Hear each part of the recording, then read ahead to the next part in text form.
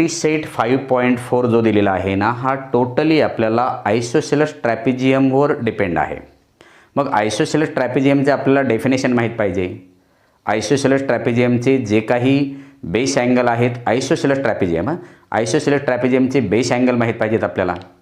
नंतर ट्रॅपिजियमचे डेफिनेशन माहीत पाहिजे आणि ट्रॅपिजियमचे जे काही ॲडजस्टंट अँगल आहेत ते कोणते ॲडजस्टंट अँगल सप्लिमेंटरी असतात हे माहीत पाहिजे, तर आपलं हे प्रॉब्लेम सॉल्व्ह करता येतील. मग पहिलं एक्झाम्पल दिलेलं आहे आपल्या याच्यामध्ये की in quadrilateral I J K L side I J is parallel to side L K, angle I is equal to 108 degree, angle K is equal to 53 degree, then find the measures of angle J and angle L. आपल्याला angle L आणि angle जेची value find करायची आहे. मग first way right solution घेताना दिलेलं आहे आपल्याला की quadrilateral I J K L is a ट्रॅपिजियम. हा ट्रॅपिजियम दिलेला आहे. मग ट्रॅपिजियम दिलेला असेल तर one and only one pair of the opposite sides are parallel. मग विच साईड्स पॅरलल दिलेले आहेत? आय जे पॅरलल एल के दिलेला आहे आपल्याला.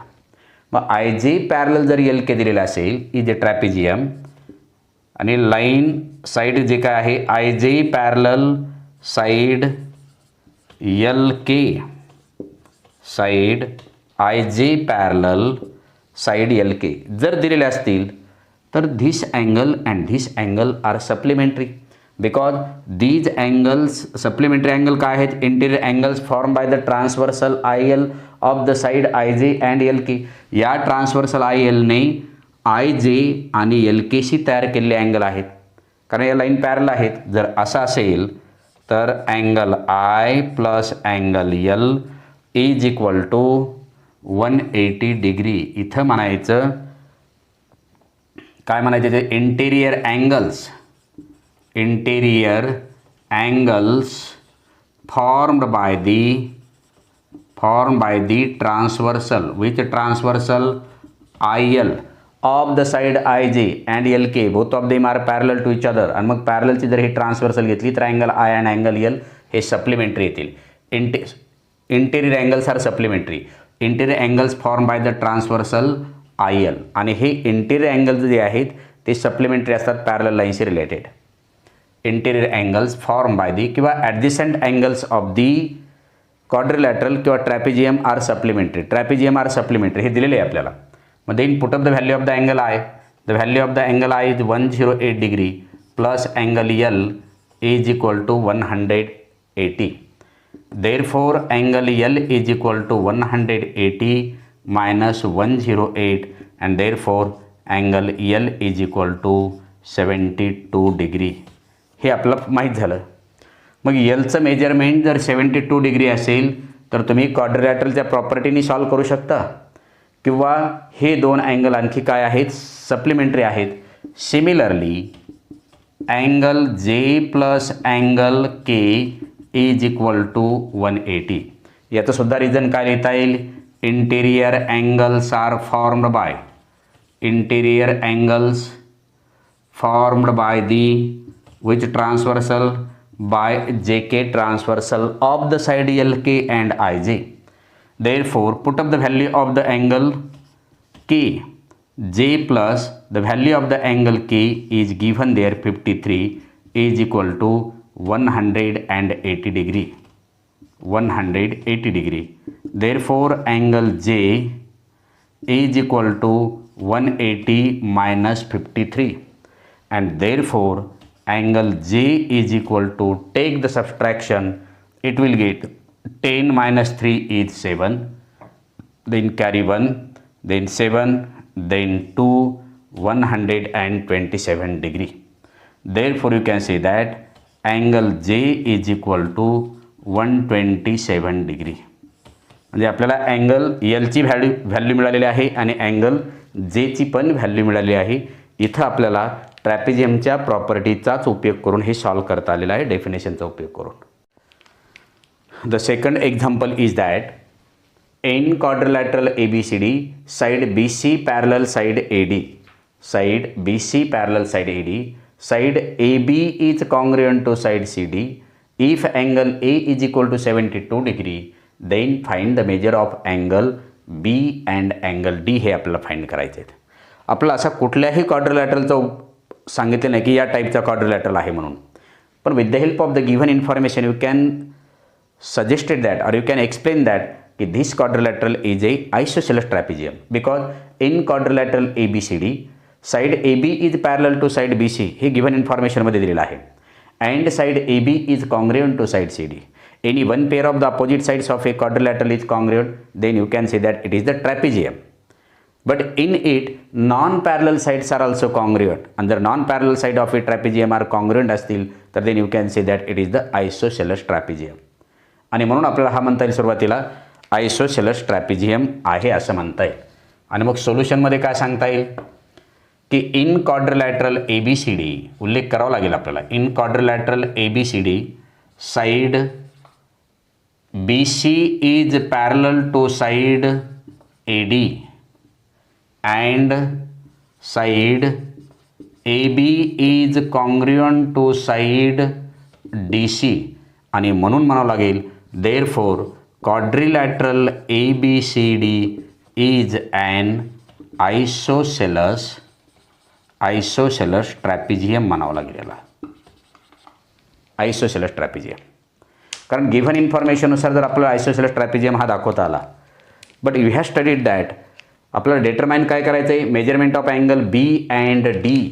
मग असं जर असेल इन दॅट आयसोसेलस ट्रॅपिझियम की BC पॅरलल टू AD जर असेल तर angle A plus angle B is equal to 180 degree.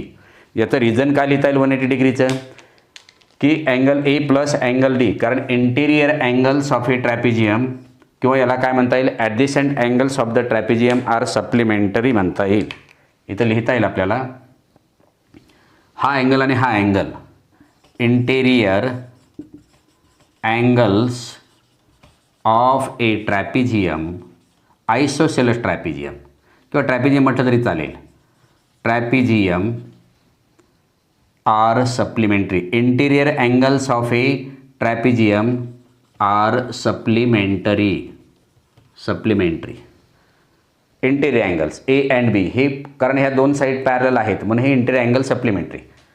Therefore but the measurement of angle A is equal to 72 degree. 72 plus angle B is equal to 180 degree and therefore angle B is equal to 180 minus 72 and therefore angle B is equal to 108 degree.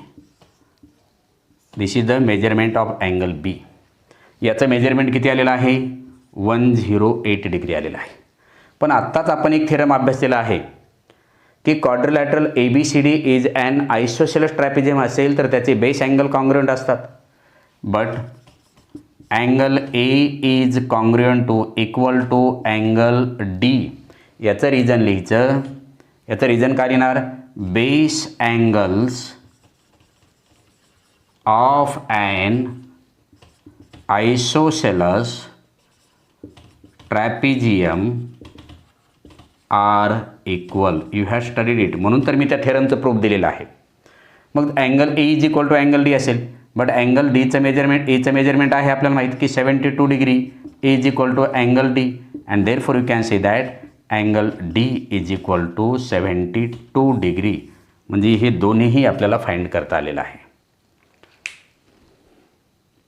The third example is that in quadrilateral ABCD side BC is less than side AD, side BC parallel to side AD and if side BA is congruent to the side CD then prove that angle ABC is congruent to angle DCB.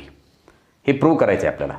मग in quadrilateral ABCD मध्ये आपल्याला BC parallel AD दिलेला आहे and side any one pair of the opposite sides are जर parallel असतील तर त्याला आपण ट्रॅपिझियम म्हणतो. म्हणजे हा आपल्याला ट्रॅपिझियम माहीत झालेला आहे. पण एनिट AB is congruent to DC म्हणजे नॉन पॅरलल साईड या कॉन्ग्रुएंटसुद्धा दिलेले आहेत. म्हणजे हा कोणता ट्रॅपिझियम झाला तर आयसोसेलस ट्रॅपिझियम झाला. आणि मग आयसोसेलस ट्रॅपिझियम असेल त्याच्यामध्ये कंडिशन दिली की BC is less than AD हो त्याप्रमाणे डायग्राम आहे.